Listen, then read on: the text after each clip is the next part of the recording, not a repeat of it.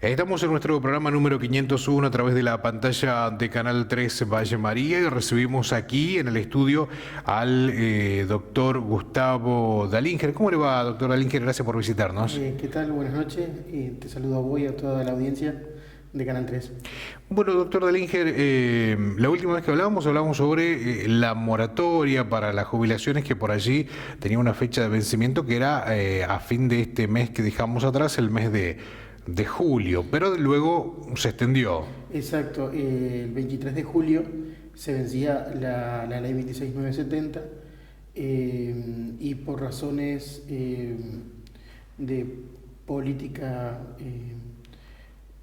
que tiene que ver con todo lo que es los beneficios previsionales y respecto de las mujeres puntualmente, se extendió hasta el 23 de julio, pero del 2022, o sea, del 2022. Claro. Con los mismos requisitos, solo que no se va a poder comprar todos los años. O sea, la persona que se quiera acoger a esta moratoria, la mujer, deberá contar como mínimo con 4 o 5 años de aporte, casi seguro 4 años de aporte, porque en eso no cambió nada, solamente se prorrogó el vencimiento. Es desde que ella tenía 18 años de edad hasta diciembre del año 2003. Entonces, si tomás las edades que van cumpliendo 60 años de acá hasta el año 2022, no va a poder adquirir los 30 años que se requiere. O sea, va a tener uno de los requisitos, que son los 60 años de edad, pero no va a tener el otro requisito, que son los 30 años comprados con moratoria, ¿no? Entonces, se va a necesitar de aportes nuevos o fuera de ese periodo, desde ponerle 70 y pico, que cumplió los 18 años, hasta diciembre del año 2003. Va a tener que tener posterior el año 2003 por lo menos 4 años. Claro. O desde el momento de jubilarse para atrás 4 años. Para completar ambos requisitos. El que habíamos hablado en aquella nota, claro, que era 60 años de edad en la mujer y 30 años de aporte. 30 años de aporte. Exacto. O sea que si no tiene ningún aporte en su vida, por decirlo, en su vida laboral, por decirlo de esta forma, no se va a poder jubilar. No se va a poder jubilar. Sí se va a poder jubilar avanzada la edad, porque cada 2 años de exceso de edad, claro, o sea, a los 62 años, la ley le reconoce un año. Un año. Si no tiene ninguno, se va a los 70 años. Y a los 70 va a tener 5 años aportados. Claro. Exactamente 5 años, más lo de la ley de la moratoria, pero ¿cuál es el problema? Seguramente no va a estar más vigente hasta ese tiempo. Claro. Tiempo. Lo que va a tener que hacer en ese caso es ya empezar a aportar ahora y si va a cumplir de acá al 2022, los 60 años, y no tiene ningún aporte, que empiece igual. O sea, por ahí puede llegar a haber alguna prórroga, por ahí puede llegar a haber alguna cuestión que pueda ir manejando, se haga una prórroga de 1 o 2 años y existe la posibilidad. Tal cual como hoy está el sistema, técnicamente no se podría hacer. No se podría estar jubilando. De igual manera, si no realiza ningún tipo de aporte o lo realiza y no llega, cuando cumpla los 65 años va a cobrar la PUAM, que es la Prestación Universal para Adultos Mayores. Que eso lo va a cobrar el hombre como la mujer a los 65 años, que no tenga ningún tipo de beneficio, claro, y que no le llegue la cantidad de aporte para poder jubilarse.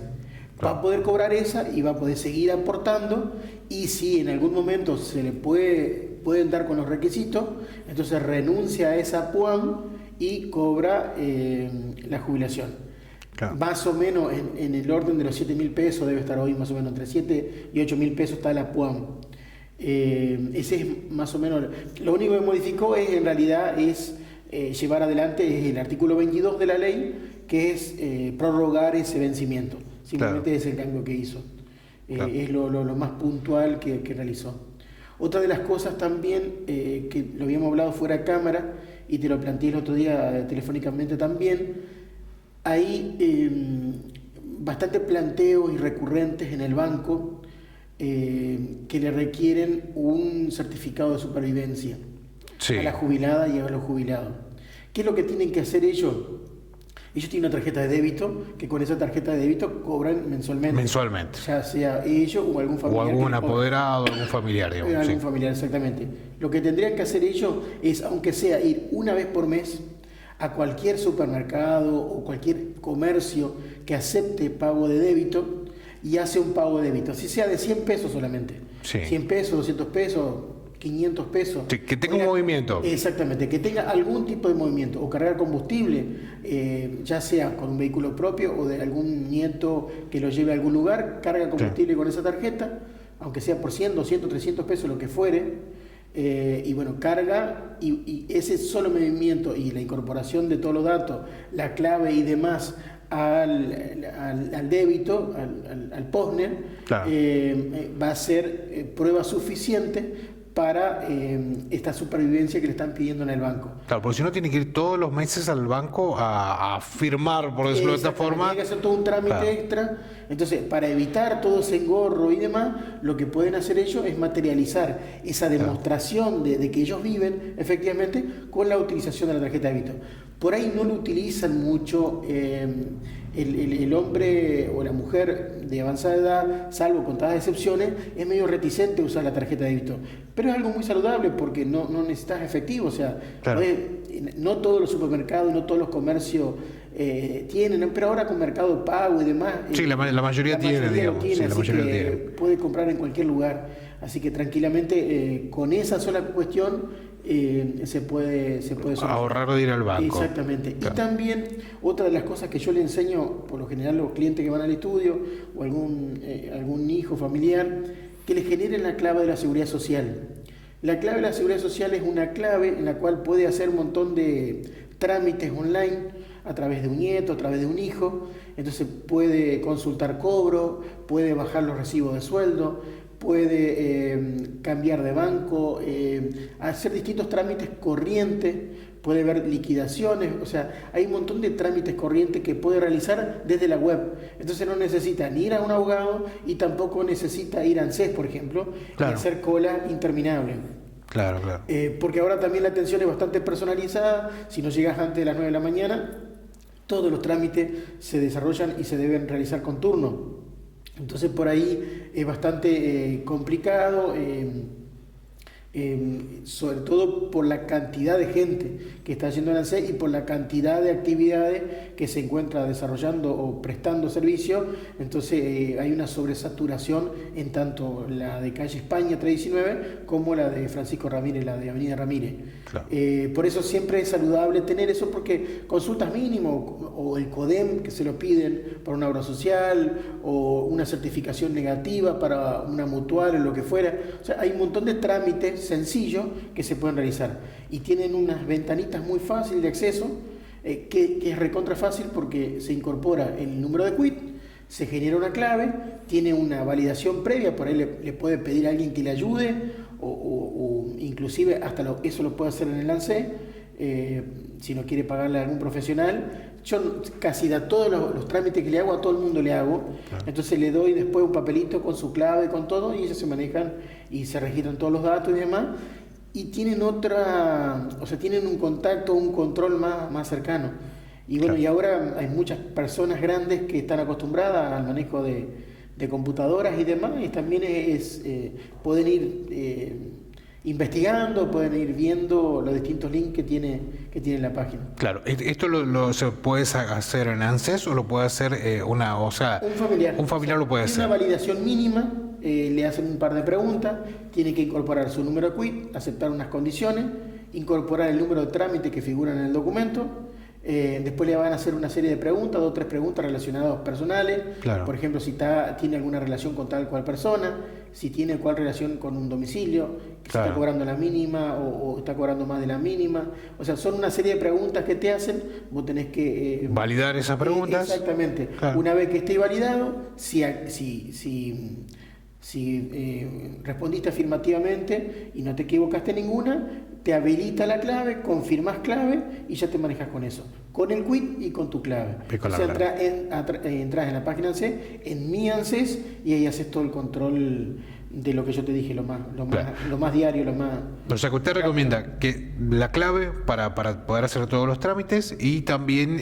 una compra mensual en cualquier comercio con una tarjeta de débito para evitar el trámite de ir a hacer el certificado de supervivencia. Doctor Dalinger, mucho se está hablando de la posible reforma laboral. Hay muchas opiniones de este tema, que por allí son largadas así. Yo creo que, me parece que lo escuché, pero ¿cuál es realmente lo que se puede conocer hoy legalmente? De lo poco y de lo que más se está hablando, Sí. es eliminar las indemnizaciones y crear un fondo común que lo administrará el ANSES, en la cual se retienen mensualmente, se retiene un porcentaje, están hablando del 4%, se retiene de los aportes y contribuciones que se realiza al empleado en blanco, y al momento de desvincularlo con la empresa para la cual está prestando servicio, se le va a pagar un sueldo por un tiempo determinado.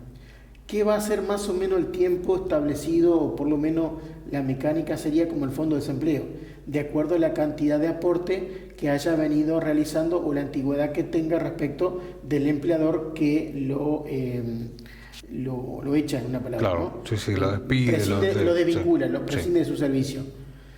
El tema es justamente ese porcentaje, no sé si comprende el plexo, el blanco, es decir, el empleado que está en planillas, registrado. Exactamente. No el universo, el gigante universo de aquel no registrado. Y yo le veo muchas aristas, muchas trampas respecto de eso, porque el empleador va a tener una suerte de ir cambiando de personal muy fácilmente, y le va a ser muy fácil el cambio de personal. Lo estoy viendo del lado del trabajador. Claro. Viéndolo del lado del empleador, debe estar feliz si es una cuestión así.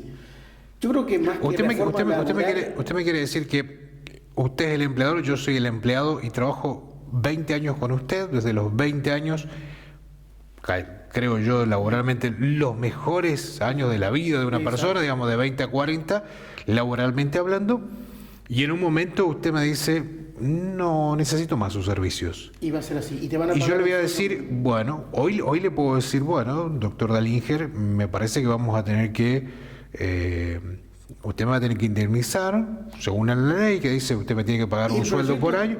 Bueno, ¿y con eso cómo sería? Claro, el proyecto que está en danza no te indemnizaría, te estarían pagando un sueldo, seguramente por un plazo mucho más largo, sería el máximo del plazo. Tampoco hablan de qué plazo. No, puede ser 6 meses, como puede ser un año o 5 años. En ese caso, de acuerdo al Fondo de Desempleo, si lo equiparan, es un año. Así que un año a los 40, 45 años de edad, tenés que estar pensando de que ya no te podés reinsertar en el mundo laboral tan fácilmente como 20 años atrás. No, obviamente. Es todo un problema. O sea, yo creo que desde el punto de vista técnico parece recontra fácil, pero pasan estos temas de claro, la parte humana.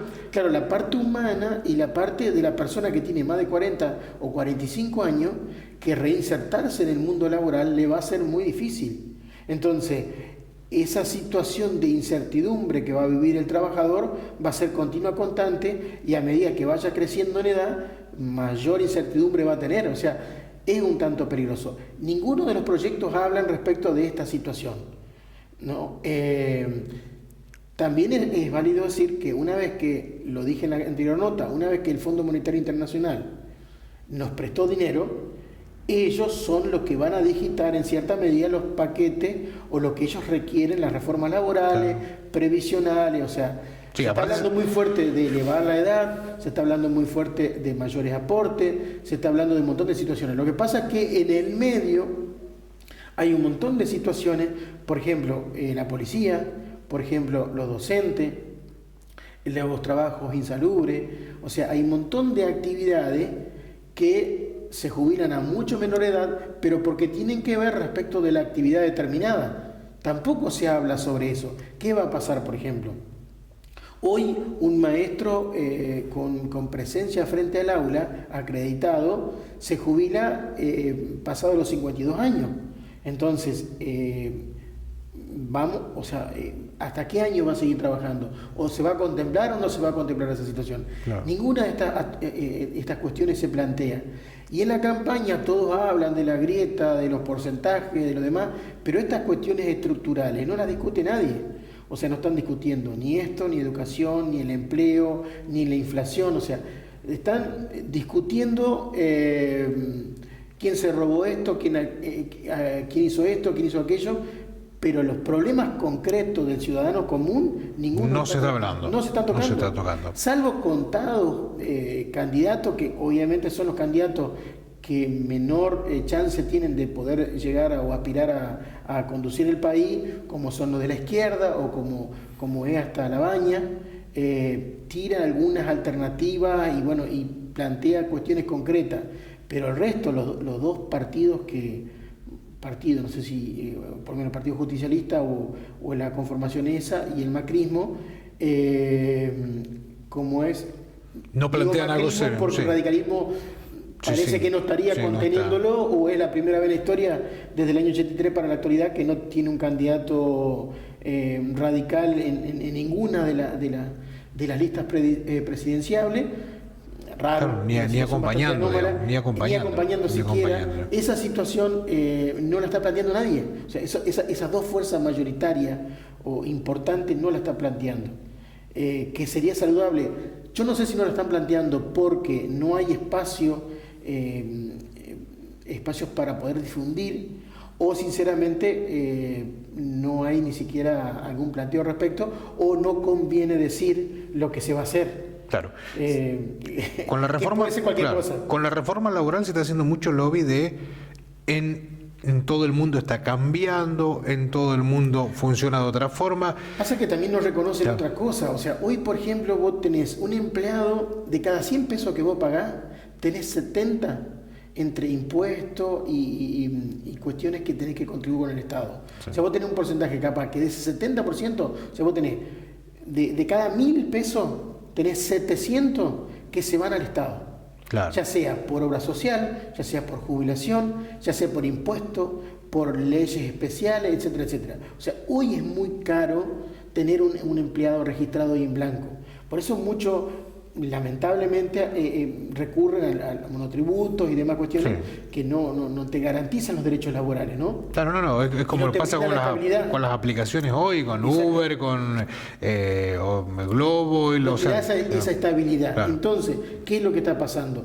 El Estado no se sincera tampoco con eso. Él tendrá que poner también, o sea, ponerle de ese 70% que te cobra de más, o de que el empleado no ve, claro, y que el empleador tiene que pagar, de ese 70%, por lo menos el 40% son impuestos. Claro. Entonces, el 30% sí, entre jubilación, aportes para la obra social y demás, tenés más o menos. Pero me animo a decir, el 40% de ese número va hacia las arcas del Estado. Entonces, en la medida que vos no saques de ese ahogo al empleador, claro, tampoco le solucionas el problema. O sea, porque con el 4% lo único que haces es precarizar el empleo, porque en cualquier momento te pueden echar, no tenés estabilidad, ahora tampoco existe la estabilidad, pero mínimamente como en el Estado, mínimamente lo que tiene una indemnización. Entonces, si vos tenés que echar a una persona que hace 25 años que está trabajando con vos, y de acuerdo a la indemnización que tenés que pagarle, no tiene estabilidad, pero la va a pensar 2 veces, claro, porque a la hora de pagarle la indemnización, claro, porque tal cual depende de los artículos que tenés que aplicarle, si es por despido causado o incausado, tenés, por ejemplo, en el peor de los casos, tenés 1 mes de antigüedad, por año de antigüedad. Claro. Entonces tenés, por ejemplo, 25 años, cobras 25 sueldos. Exactamente, que va a cobrar. Entonces el empleador dice, es mucha plata. Es mucha plata. Para prescindir de los servicios de este hombre. Entonces, esa cierta garantía que tiene el empleado no la va a tener bajo este sistema. Y no veo que ninguno de los candidatos hablen sobre ese tema. Sobre esto y sobre la seguridad que le brindarían al empleado. Y sobre el muy buen ejemplo que vos diste, ¿qué pasa después de los 40, 45 años? Después ¿Cómo de que insertás? Mi fuerza de trabajo al empleador y después, o sea, va a ser material desechable. Sí, exactamente. Entonces, entre la mayor rigor o aplicación de rigor respecto de la jubilación y la mayor flexibilización laboral, hay una brecha que va a quedar mucha gente afuera. Entonces, yo creo que no es solamente cerrar números, o sea, tenemos que tratar de que dentro de los números que nosotros cerremos también haya personas, ¿no? Sí. Esa es la idea. Exactamente. Doctor Dalinger, muchísimas gracias por haber venido. No, por favor, gracias a usted. Nosotros seguimos, pasaba el doctor Gustavo Dalinger hablando sobre distintos temas, la moratoria de jubilaciones, y también tocamos un poco el tema de la reforma laboral que mucho o poco se está hablando. La pausa y ya volvemos. Antes de concretar cualquier decisión que involucre su patrimonio y su futuro o el de los suyos, consulte a su abogado de confianza. Dr. Gustavo Dalinger, abogado notario. Una buena consulta jurídica puede prevenir, además de resolver un problema y proporcionarle toda la información y soluciones que desea.